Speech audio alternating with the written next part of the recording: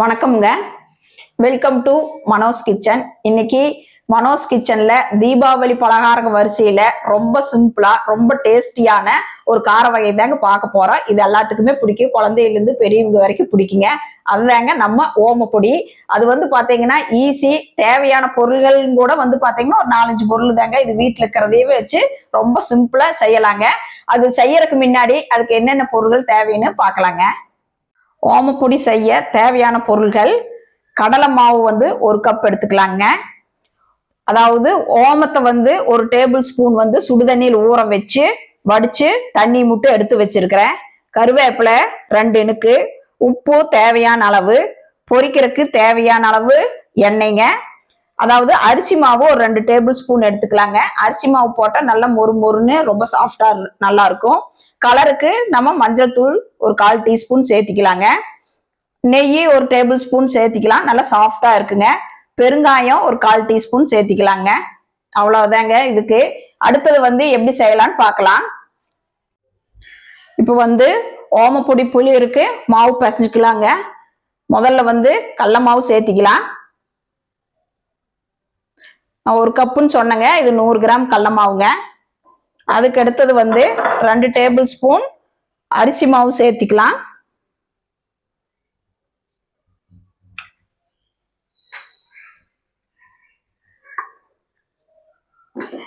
இதை நல்லா முதல்ல கலந்துக்கலாங்க. ஏன்னா அரிசி மாவு சேர்த்தி பண்ணோம்னா ரொம்ப நாள் வச்சிருந்தாலும் அந்த முறுமுறுப்பு அப்படியே இருக்குங்க. இப்ப பாருங்க, நல்லா கலந்தாச்சு. அதுக்கு அடுத்தது நாம உப்பு சேர்த்திக்கலாம். தேவையான அளவு உப்பு, பெருங்காயம்,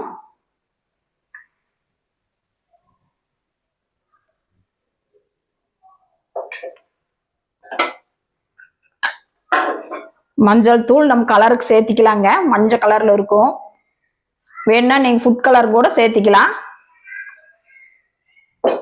அதுக்கு அடுத்தது நெய் ஒரு டேபிள் ஸ்பூனுங்க. நல்லா சாஃப்டா மொறு மொறுன்னு இருக்குங்க. இல்லை நீங்க சூடான எண்ணெய் கூட ஒரு 2 டேபிள் ஸ்பூன் சேர்த்திக்கலாம். இதை நல்லா கலந்துட்டு அப்புறம் நம்ம ஓமத்தை ஊற வச்ச தண்ணி இருக்குதுங்கல்ல, அதை சேர்த்திக்கலாம்.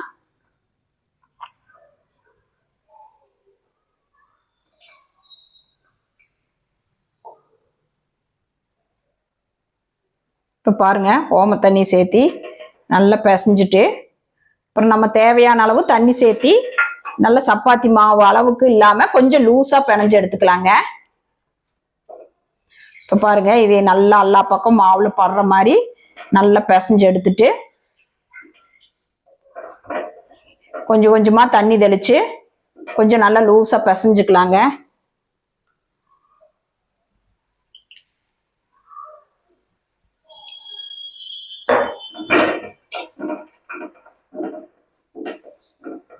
பார்த்தீங்கன்னா இன்னும் கொஞ்சம் சேர்த்திக்கலாம்.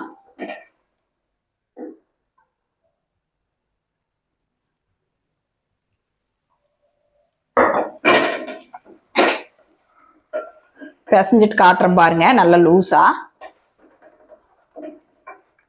இப்ப பாருங்க, நல்லா தண்ணி ஊத்தி நல்லா கொல கொலன்னு இந்த அளவுக்கு பிசைஞ்சாச்சு. இனி அடுத்தது நாம வடக்கல் வச்சு எண்ணெய் ஊத்தி சூடு பண்ணிக்கலாம்.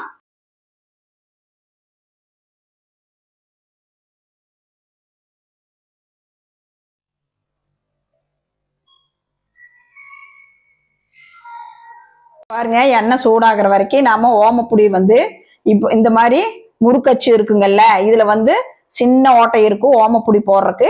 அந்த தட்டை போட்டு இப்ப சுத்தியுமே எண்ணெய் தொடச்சுக்கலாம்.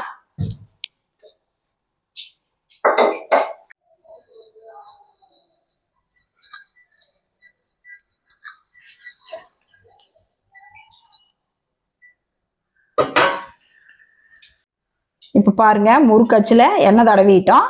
இப்போ மாவு ஒரு 3/4 இதுக்கு போட்டுக்கலாம். எண்ணெய் சூடாயிருச்சு. அதுக்கு அடுத்தது புளிஞ்சு விட்டுக்கலாம். இப்போ பாருங்க, நல்லா எண்ணெய் சூடாயிருச்சு. இப்போ நல்லா புளிஞ்சு விட்டுக்கலாம். இது ரவுண்டா புழிஞ்சு விட்டுருங்க.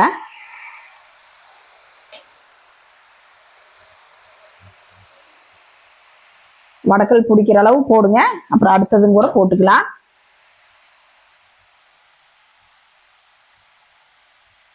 எண்ணெயோட சலசலப்பு நின்றோடனே திருப்பி போட்டுக்கலாங்க. இப்ப பாருங்க, ஒரு பக்கம் வெந்துருச்சு. இனி அடுத்த பக்கம் திருப்பி போட்டுக்கலாம்.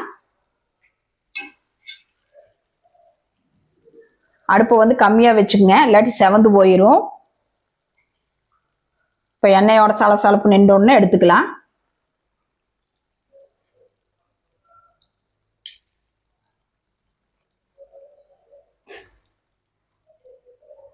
இப்போ முறுக்கு பொடி இல்லாதவங்க வந்து இடியாப்போ மரக்கட்டையில் வச்சிருப்பீங்கல்ல, அதுலேயும் கூட புழிஞ்சு எடுத்துக்கலாம். அதில் இன்னும் சன்னமாக வருங்க. நான் வர அதுலேயும் புழிஞ்சு காட்டுறேன். இப்போ பாருங்க, இது வெந்துருச்சு. இப்படி எடுத்துக்கலாம். இப்படி எண்ணெயை வடிச்சிட்டு தட்டத்துக்கு மாற்றிக்கலாம். இப்போ பாருங்க, வச்ச உடனே நல்லா உதுருது. இதே மாதிரி அடுத்தது போடலாம். இப்போ பாருங்க, நான் முறுக்கு புடியில அந்த அச்சு போட்டு ஒரு தடவை புழிஞ்சு எடுத்தேன். இப்போ வந்து இடியாப்ப அச்சு இருக்குங்கல்ல, அதில் போட்டு எடுக்கலாங்க. இப்போ பாருங்க, இது ரொம்ப சன்னமாக வருங்க.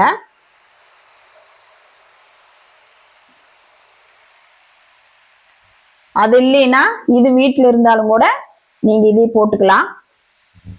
இது சீக்கிரம் வெந்துடும். இப்போ பாருங்க, போட்ட உடனே வெந்துருச்சு பாருங்க.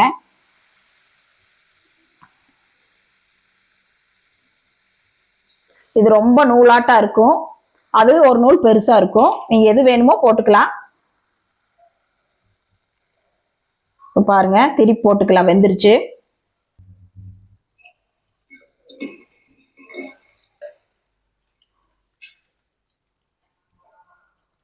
ஏன்னா இது ரொம்ப சன்னமா இருக்கிறங்காட்டி தீ வந்து கம்மியா வச்சுக்குங்க, இல்லாட்டி கருகிரும்.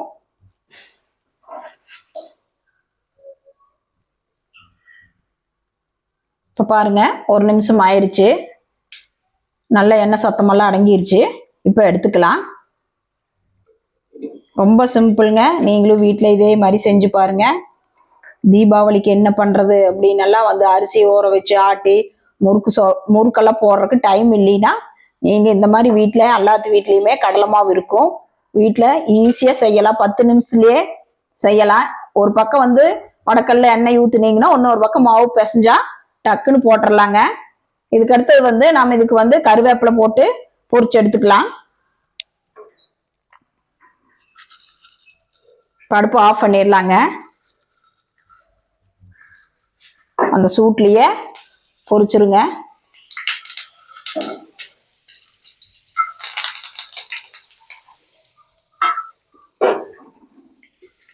இப்ப பாருங்க, கருவேப்பிலையும் நல்லா பொரிஞ்சிருச்சு.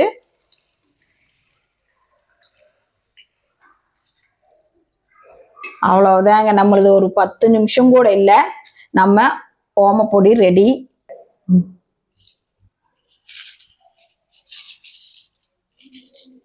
இப்ப பாருங்க, கருவேப்பிலையும் போட்டாச்சு. இப்ப பாருங்க, கை வச்சு அமுத்துனா எவ்வளவு சாஃப்டா உடையுதுன்னு பாருங்க. அவ்வளவு மொறு மொறுன்னு இருக்குதுங்க. நீங்களும் வீட்டுல இதே மாதிரி செஞ்சு பாருங்க எப்படி இருக்குதுன்னு. ரொம்ப ஈஸி பாருங்க, ரொம்ப சாஃப்டா இருக்குது. வாயில போட்டாவே கரைஞ்சு போயிரும்.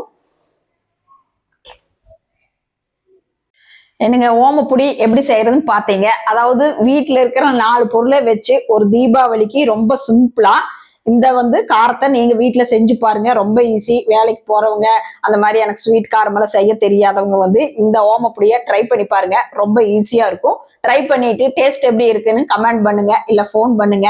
என் பேர் வந்து மனோன்மணி, கவுண்டம்பாளையம், கோயம்புத்தூர். அதாவது போன் நம்பர் 9952809354. இந்த வீடியோ பிடிச்சிருந்தா லைக் பண்ணுங்க, ஷேர் பண்ணுங்க, சப்ஸ்கிரைப் பண்ணுங்க. நாங்க வீட்லயே சுத்தமான முறைப்படி வந்து தீபாவளிக்கு ஸ்வீட் காரம் எல்லாம் செய்யறோம். யாராவது வேணும்னா நீங்க ஒரு வாரத்துக்கு முன்னாடியே எங்களுக்கு புக் பண்ணுங்க. நாங்க நல்ல முறையா செஞ்சு தர்றோம். அதாவது உள்ளூர் வெளியூர் எல்லா பக்கமே அனுப்புறோங்க. ஸ்பைசஸ் எல்லாமே பண்றோம். உங்களுக்கு யாராவது தேவைப்பட்டா எங்களை கான்டாக்ட் பண்ணுங்க. இதே மாதிரி அடுத்த வீடியோல சந்திக்கலாம். உங்களுக்கு அடுத்த வீடியோல என்ன ரெசிபி வேணும்னு கமெண்ட் பண்ணுங்க. நன்றி, வணக்கம்.